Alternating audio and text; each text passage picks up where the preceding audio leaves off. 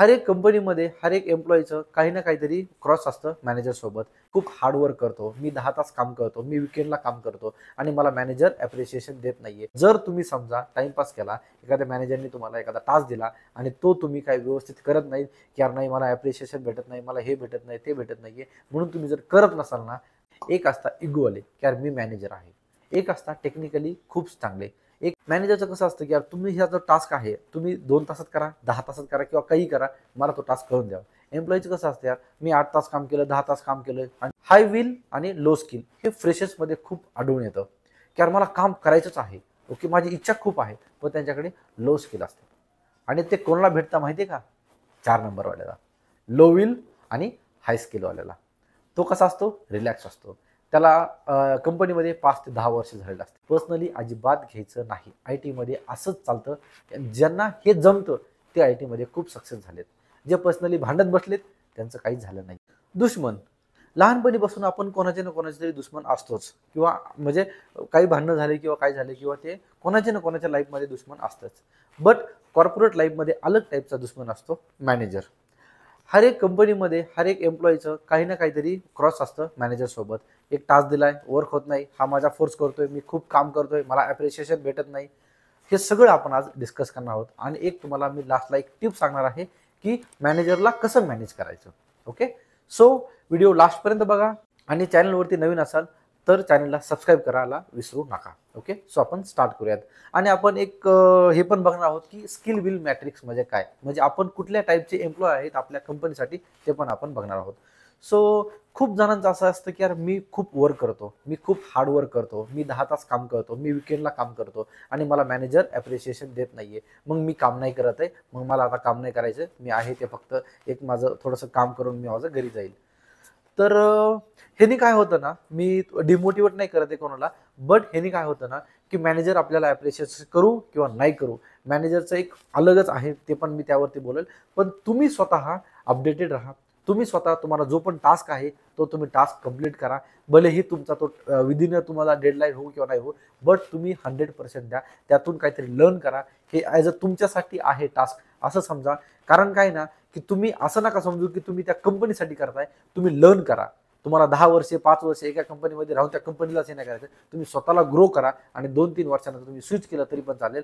पण जर तुम्ही समजा टाइमपास केला, एखाद्या मॅनेजरने तुम्हाला एखादा टास्क दिला आणि तो तुम्ही काही व्यवस्थित करत नाही की यार नाही मला ॲप्रिशिएशन भेटत नाही, मला हे भेटत नाही, ते भेटत नाहीये, म्हणून तुम्ही जर करत नसाल ना तर ती एक चुकीची गोष्ट आहे ही आपल्यासाठी. ओके ओके, आता आता आपण थोडंसं मॅनेजरबद्दल बोलू.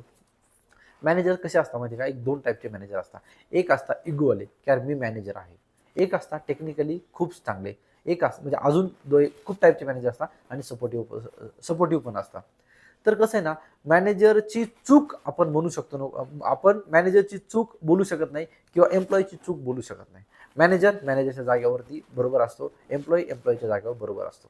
ओके, बट एक जसं तुम्हाला मी टाईप सांगितले, वेगवेगळे टाईप असतात. काही इगो असतात, काही जण हेल्पफुल पण असतात, खूप म्हणजे काही टेक्निकल असतात, काही जणांना टेक्निकल नसते, फक्त वरचेवरच हां हे असं सोपं असतं, हे तू एका दिवसामध्ये कर, हे तू आजच कर, हे 2 तासात कर, मला संध्याकाळी अपडेट दे, हे फक्त बोलायला असतं. त्यांना तेवढं माहीत नसतं की टेक्निकली किती काय करायचं आहे काय नाही. तर मग ह्याच्यावरून काय होतं, तुमचं क्रॉस होतं आणि पर्सनली आपण घेतो आणि आपण तेच मॅनेजरला दुश्मन समजतो. सो दोघं पण मॅनेजर असो या एम्प्लॉय असो एकाच प्रोजेक्टसाठी काम करता आणि तो प्रोजेक्ट आपल्या कंपनीसाठी असतो. सो ह्याच्यामध्ये एकच आहे की तुम्हाला जो टास्क तुम्ही दिलेला आहे तो तुम्ही जर व्यवस्थित केला, म्हणजे तुमच्या डेडलाईननुसार, आणि तुम्ही जर तो सबमिट केला तर तुम्हाला मॅनेजरचं कसं असतं की यार तुम्ही हा जो टास्क आहे तुम्ही 2 तासात करा, 10 तासात करा किंवा काही करा, मला तो टास्क करून द्यावा. एम्प्लॉईचं कसं असतं यार मी 8 तास काम केलं, 10 तास काम केलं आणि तरी पण हा मला ॲप्रिशिएशन करत नाही, मलाच म्हणजे क्रॉस करतो किंवा काय करतो. तर मॅनेजरच्या जागेवर बरोबर आहे आणि एम्प्लॉईच्या जागेवरती बरोबर आहे. तर एक मॅट्रिक्स आहे तो आपण डिस्कस करूया की स्किल विल मॅट्रिक्स. तर त्या मॅट्रिक्समध्ये काय आहे की 4 म्हणजे आपण एक डिवाइड करूया ते 4 मध्ये. High will low skill, high will high skill, low will low skill, low will high skill. आता ह्याच्यामध्ये कसं असतं ना, एक 4 कॅटेगरीमध्ये आहेत आणि मला सांगा की तुम्ही कुठल्या कॅटेगरीमध्ये आहेत, मला हे कमेंट करून मला नक्की सांगा. तर काय ना, हाय विल आणि लो स्किल हे फ्रेशर्समध्ये खूप आढळून येतं की यार मला काम करायचंच आहे, ओके माझी इच्छा खूप आहे, पण त्यांच्याकडे लो स्किल असते. आणि ते कोणाला भेटतं माहिती आहे का? 4 नंबरवाल्याला, लो विल आणि हाय स्किलवाल्याला. तो कसा असतो? रिलॅक्स असतो. त्याला कंपनीमध्ये 5 ते 10 वर्ष झालेलं असते. त्याला फ्रेशर्सला किती द्यायला सांगितलेलं असतं, तो काय म्हणतो, अरे गप रे, तो मॅनेजर असा आहे, तो मॅनेजर तसा आहे, त्या मॅनेजरच्या जास्त असं नको करू, त्या मॅनेजरचं तसं करू नको, आणि ते आपणच काड्या करतो. कारण त्याला 10 वर्ष झालेलं असतं, त्याच्याकडे हाय स्किल सेट भरपूर असतं, पण त्याच्याकडे काय असतं? लो विल असतं. त्याला इच्छाच नसती करायची. आणि कोणी फ्रेशर आला ना, तो जर काही त्याला एनर्जी दाखवत असला ना, त्याला पण असं डिमोटिवेट करायचं. अरे काही नाही, ठीक आहे, तू एवढंच कर, तेवढंच कर, असाच आहे तो, तसाच आहे, आणि आपणच ते असं असं करतो. ओके, सो असं जर हा प्रकार तुमचा असेल तर मला ते पण कमेंटमध्ये सांगू शकता की आहे. लो विल आणि लो स्किलवाले खूप कमी लोक असतात आय टीमध्ये तरी, म्हणजे ॲज पर माय ओपिनियन. आणि त्या लोकांचं कसं असतं ना, ते म्हणजे PIP मध्ये वगैरे त्यांना ठेवून ते फायरच केले जातात. मॅक्स टू मॅक्स हे असंच होतं.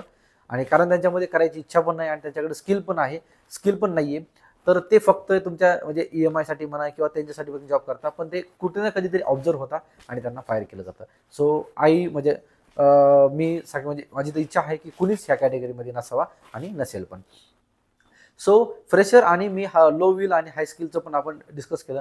हाय विल आणि हाय स्किल कसं असतं, एक 6 मंथ जेव्हा आपण आपल्याकडे एक्सपिरियन्स आहे, 2-3 वर्षाचा एक्सपिरियन्स आहे, आणि आपल्याला कसं असतं की यार आपल्याला आता स्किल सेट पण आहे थोडंसं, आणि आपल्याला काहीतरी इच्छा आहे, नवीन आपण स्विच केलंय आणि जॉईन केल्या गेलं कसं असतं, आपण 6 मंथ्स खूप म्हणजे म्हणजे एकदम असं फुल एनर्जेटिकली काम करतो.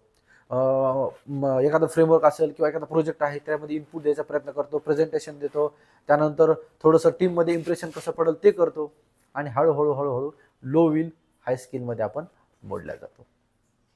बरोबर का नाही?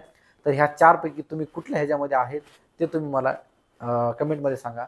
आणि ह्यावरूनच तुमचा मॅनेजर काय असतो ना, हे सगळं ह्या जे 4 आहेत ना, ह्या फील्ड आहेत ना, ह्या 4 वरूनच तुमचा मॅनेजर तुम्हाला ऑब्झर्व करत राहतो.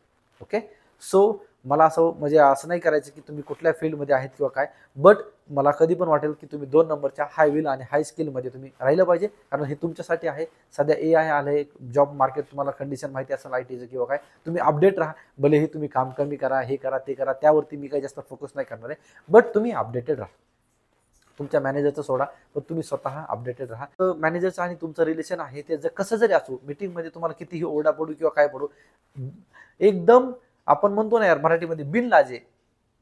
ओके, आपल्याला ते आपण म्हणतो ना कॉलेजमध्ये जाताना की आपण आपली लाज एकदम काम त्याला बाहेरच काढून आपण जातो आणि सरांचे वगैरे काही डायरेक्ट ओरडा खातो. तसंच आपल्याला ऑफिसमध्ये पण करायचं आहे. मॅनेजरला जे पण काय ओरडायचं आहे त्याचा ओरडा खायचा, बिंदास खायचा, काहीच नाहीये. बाहेर आलं न्यूट्रल, मॅनेजरला डायरेक्टली हसत हसत बोलायचं.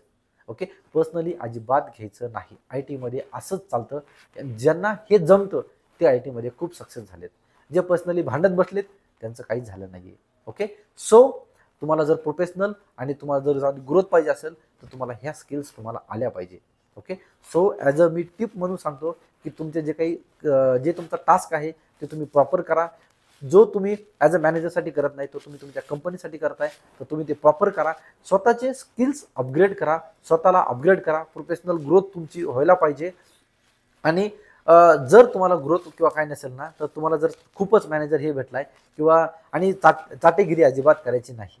मी म्हणजे एकदम सिंपल आणि ह्याच्यामध्ये लँग्वेजमध्ये होते, मॅनेजरची चाटेगिरी करायची गरज नाही. तुमच्याकडे स्किल्स वगैरे जर चांगले असतील ना तर काहीच करायची गरज नाहीये.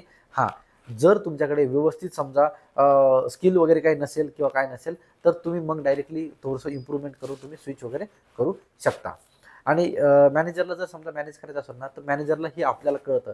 6 महिने, 1 वर्ष, 2 वर्ष जर त्या मॅनेजरबरोबर आपण काम करतो ना तर दोघांचं कळत असतं की हा किती पट काम करणार आहे, ह्याच्यामध्ये किती स्किल सेट आहे आणि काय. आणि तुम्हाला पण माहीत असतं की मॅनेजर किती टॅलेंटेड आहे, कसं त्याला गुंडाळायचं किंवा काय करायचं. सो पर्सनली भांडण करण्यापेक्षा किंवा पर्सनली काहीतरी कोणाचाही इगो हे करण्यापेक्षा तुम्ही तुमच्या स्किल्सवरती जर फोकस केला ना तर ह्या गोष्टी तुम्हाला येत नाहीत. तर आणि तरच तुम्ही IT मध्ये म्हणजे तुमची प्रोफेशनल ग्रोथ नक्कीच तुमची होईल. ओके, सो मला कमेंटमध्ये सांगा की तुमचा मॅनेजर कसा आहे.